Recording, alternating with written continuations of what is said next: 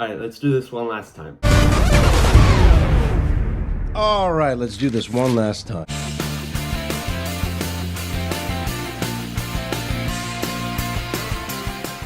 Hey everyone, welcome back to my channel. My name is Arjun. If you're new here, I love talking about movies on this channel. I usually talk about movies, react to movie trailers. Occasionally I do other stuff, but most of the time it's about movies.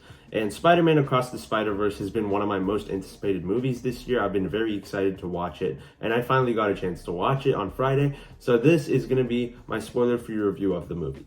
But before I share my thoughts on it, let me know down in the comments, what did you guys think of Across the Spider-Verse? If you've seen it, how excited were you to watch it? And if you've not seen it, how excited are you to watch it? I'd love to know your thoughts. With that said, I'm going to get started talking about the movie. And the first Into the Spider-Verse movie, I think it's honestly really good. I really enjoyed that movie, and I think it did a really great job of just transcending animation and being a very comic booky styled movie.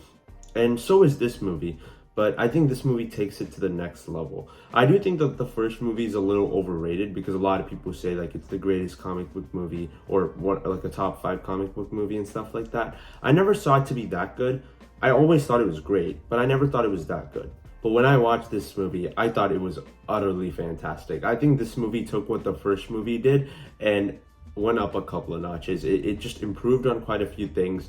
And on a story level, what this movie does is fantastic. Obviously, you have to talk about the animation here, and the animation and visuals are absolutely stunning. I think this is visually the best movie I've ever seen in my life. And the only one that might come close is like Blade Runner 2049. But even that, since it's live action, it does have its constraints, but because this is animated, this movie's able to do a lot of really creative things. And I know technically you shouldn't call it cinematography, but visually, the way every single shot is framed or animated just looks absolutely stunning. And there's so many scenes, or not so many scenes, every single shot in this movie, you could like take a screenshot of, make it your wallpaper, or get it framed up on your wall. Like that's how stunning every shot in this movie looks. And it is absolutely beautiful that they were able to accomplish something like that with the animation here. And the animation transcends anything we've ever seen. I think it's visually, on an animation level, the best animated movie I've ever seen, and arguably just even in general the best animated movie I've ever seen, because it just does so many things right. I also love how the movie visualizes different worlds, different universes, I guess, and every single universe has like a little bit of its own unique style to it, and it makes it a lot more interesting when you're watching the movie to compare and contrast different things. There's a lot of different versions of Spider-Man, of course, and all those different versions I really enjoyed. Obviously, the ones you gotta talk about here are Spider-Man 2099, played by Oscar Isaac, or Miguel. I thought he was really good. I think he's just a really great antagonist to Spider-Man or Miles Morales. And I'm going to talk more about their conflict later, but I just think he did a really good job. Gwen Stacy is arguably like our second lead here, and she gets her own little character arc, which I thought was really great throughout the movie, and it just made you a lot more interested in her character. And the standouts to me, they're just really fun characters. I really loved Indian Spider-Man. Some of the jokes he makes, like about chai tea, that whole thing was really funny, and I found some of the jokes he makes to be very relatable, so I really loved him. And Spider-Punk is also just a really fun character. At first, I saw him to be I just saw him as like kind of the annoying side character, but as the movie went on, I started to like him more, and especially near the third act, the way he comes back around, I think was really cool. I also think that the movie has a really great soundtrack. I listened to it on its own after watching the movie. I don't think it's like as good as like the Black Panther soundtrack, or even as good as the first Spider-Verse, but it's a really good soundtrack. I think there's some really great songs on there. And although I do think it worked better in the movie, even in general, I do think there's some really good songs on there. There's quite a few that I would not like per se listen to on their own, but when they're in the movie, I think they worked really well. And there's a few songs that I just listen to. Like I think there's some really good ones on there. I am going to do a separate video ranking all the songs on the soundtrack next week after watching the movie a second time, so I can kind of process some of the songs and stuff. So be sure to come back for that later. But as of right now, I do think the soundtrack is really good, and I think it did a really good job of accompanying the movie and just being like its own thing, and made it kind of stood out. It is like a standout part of the movie, and I really appreciated it. It also just added to the experience of certain scenes. Even the score for the movie is really good. I think musically the movie is just really fantastic, and on a technical level, it's just a marvel, literally. I mean that. It's really well done. It looks visually stunning.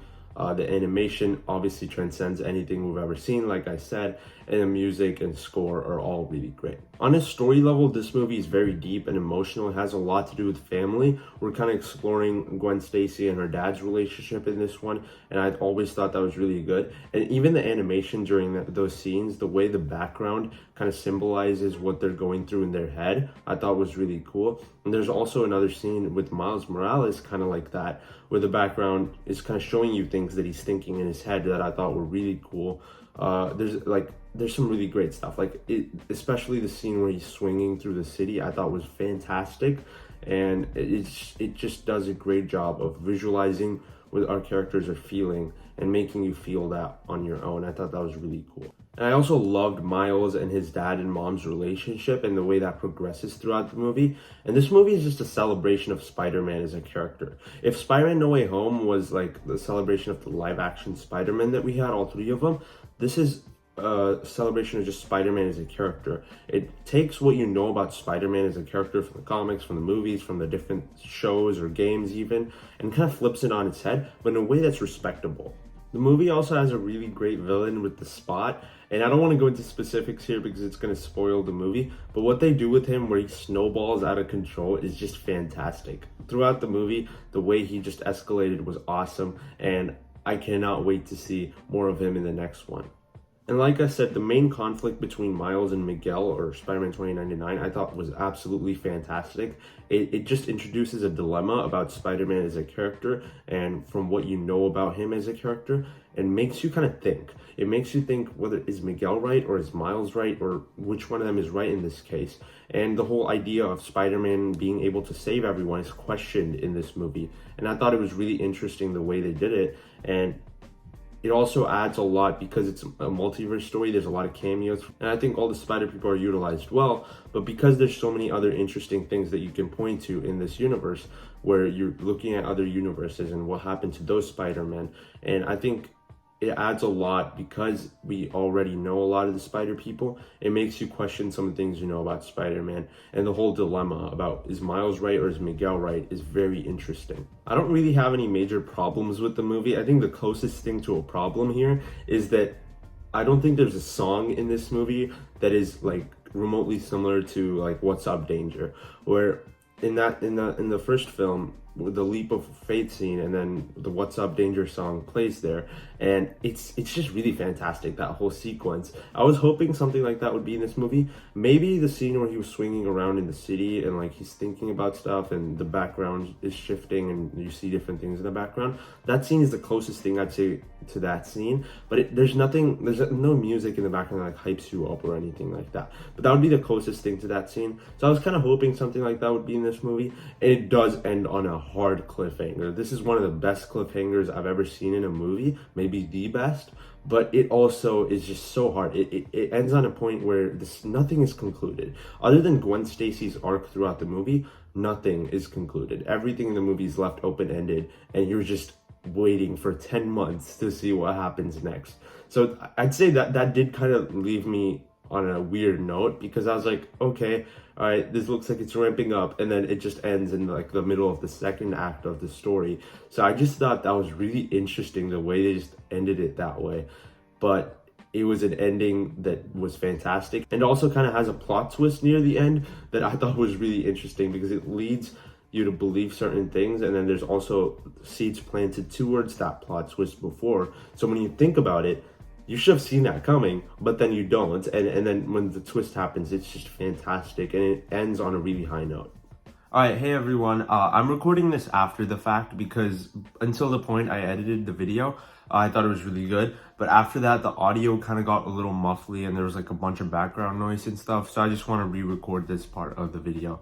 So for my closing thoughts, like I said, time and time again in this video, I thought this movie was utterly fantastic. Every second of watching it, I was just mesmerized. It's beautiful on a visual level, but beautiful on a story level, on what it does for the characters, what it does for Gwen Stacy and Miles Morales. And I'll be honest, when I walked into the theater, I was already 10 minutes late for the movie. So I didn't miss the first 10 minutes. So some of the Gwen Stacy stuff kind of went over my head. But I am gonna rewatch the movie soon, and I'm gonna do like a kind of a spoiler video talking about everything. So I think I'm gonna have a little more context on what was happening there. But overall, from what I watched, I had absolutely no issues with this movie. Every single second of it I thought was utterly fantastic, and I was just in awe because of how good it actually ended up being. Like I said, the animation, the visuals are fantastic. It's visually probably the best movie I've ever seen. The action scenes are great. The story is really great. And I think this is the closest thing to a perfect movie I've ever seen. And the reason for that is just I have no problems with the movie other than the fact that it didn't have a song that was as good as like What's Up Danger. It was like the What's Up Danger of the first movie. And I don't really blame that on the movie itself. It's more the soundtrack. But the movie itself, I have no problems with other than the fact that we have to wait like 9 months to watch the next film. So really, if I think about it, there's no issues with this movie. And maybe perfect is not the right word. I think the right word would be to use would be flawless. Because like I said, like perfect is like a movie that you don't have to change anything. There's always something you could change or do a different way to make something better. There's always ways you can make something better. But I think this is the closest thing I've seen to a perfect movie in that it didn't have many flaws. I don't think it had any flaws. Just as a movie, it's a flawless movie. And because of that, I think it's the closest thing I've ever seen to a perfect movie. And even some of my favorite movies like Inception, The Batman, Logan, even those are movies I think have some flaws. And I'm not saying this is necessarily better than those. I'm just saying this is the closest thing I've seen to a flawless movie. And because it emotionally resonated with me, but also on a technical level, it's basically flawless. A lot of things just add up to make this movie as good as it is. So for my score, and maybe this is going to surprise a bunch of people, I'm going 100%. I'm just as surprised as anyone with this because the first movie, although I never found it to be the top tier of comic book movies like some people consider it to be. And if you do, that's awesome. That's just my opinion. But this movie did that for me. This movie is the top tier of comic book movies in my opinion. And I've not given many comic book movies 100%. I don't think I've given, I think I've only given like 7 or 8 movies an actual 100%. I've given them like 5 stars on Letterboxd. So this is just entered that club. I love this movie, and maybe it will go down based on what the next movie is like. Maybe the next movie will change my mind a little bit. If it's not as good as this one, or if it's disappointing, because a lot of what this movie is, it's set up for the next one. So if the next one isn't good, it is gonna hurt this one a little bit, but I'm expecting it to be good. But from what I've seen, this story is utterly fantastic. The next movie, if it's awesome, this will go down as probably my favorite trilogy of all time. I loved every second of this movie, every frame of this movie. So that's what I thought about Spider-Man Across the Spider-Verse. If you enjoyed this video, guys, be sure to hit the like button and subscribe to my channel for more videos like this. And comment down below, what did you think of Across the Spider-Verse? And if you're not seeing it, how excited are you to see it? I'd love to know your thoughts. With that said, thank you for watching, and I'll see you in the next one. Bye.